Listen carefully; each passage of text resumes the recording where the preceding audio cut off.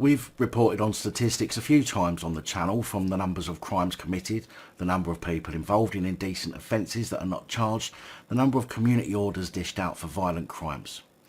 Well, here's another stat that I'm sure won't surprise you at all. Complaints about the police have increased in recent times. A lot of that, I think, is to do with the fact that more people are filming the police, and this evidence can, in many cases, be undisputed, whereas in previous years the force will close ranks and try to send everyone on their merry way, with the sergeant calling and talking them out of complaining. But even with so many offences committed by police being caught on camera now, there is still a massive 90% of complaints that are NFA'd, or no further actioned. In other words, the police call or write to the complainant and tell them that there's not enough evidence, they were in the wrong and the plot were right, and in some cases telling people that continuing the complaint could end up costing the complainant thousands if they lose in a court, in an attempt to put them off pursuing the complaint. During 2021 and 2022, police forces received a total of more than 86,000 allegations that were handled under an official process, but yet a mere 0.2 of those allegations resulted in any kind of disciplinary action taking place. That's just 158 out of 86,000. Although I do wonder what it means when they say that were handled under an official process, as those were not my words. I doubt most people would even think twice about that statement, but my mind can work a bit differently, as I see that to mean 86,000 allegations that were handled under an official process. But how many were not handled officially? Considering all allegations and complaints should be official, and how they are, and how are they dealing with the unofficial complaints? The complaints made range from 10,000 for the use of force, 4,000 for discrimination, 1,400 for corruption and abuse of position, along with others, including sexual misconduct. A Home Office report published on Thursday showed that 89% of complainants against police officers were categorised as no action required. 11% were assigned to a learning outcome, which includes a process they call reflective practice. Reflective practice is where they sit with their superior over a cup of tea and talk about how not to get caught in the future. Metropolitan Commissioner Mark Rowley recently said that he had been forced to reinstate officers who were dismissed after being deemed unfit to serve.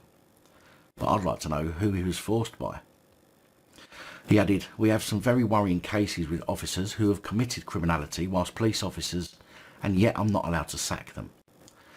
But yet, as we've already pointed out in previous videos, chief constables can chair misconduct hearings and dismiss staff. Commissioner of the Met is basically a chief constable. Now here's a graph of the complaint types and how many complaints were made.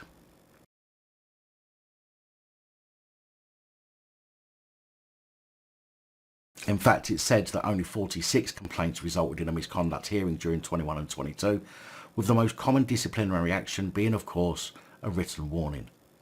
Now, it's important to note that complaints are separate from what they call recordable conduct matters, where recordable conduct matters are for such things as actions resulting in death and serious injury or criminal convictions, and they are dealt with separately to complaints. And it's been said that during the same time period, 93 recordable conduct matters saw the offender dismissed, and 133 would have been dismissed had they not resigned. The Home Office said that the Home Secretary Suella Braverman had made it clear to police that there was no place for officers who fall seriously short of the acceptable standards of behaviour and are not fit to wear the uniform. The Home Office is playing an active role in pushing for improvement and has recently announced a review into police dismissals to ensure that the system is effective at removing officers. The Angelini inquiry is also looking at issues around police culture and the safety of women. Now, I don't know about you, but it seems that from the difference between recordable conduct matters and that do clearly have evidence, such as a court conviction, and complaints, which in many cases the complainants won't have the incident recorded, is vastly different percentage-wise, indicating that what I said at the start was right. Complainants will get a call and a sergeant will try to dissuade the complainant from their complaint, and so the offender gets let off. Of course, that's an opinion, but I base it on knowledge that I've learned over the years running this channel and looking into complaints and misconduct.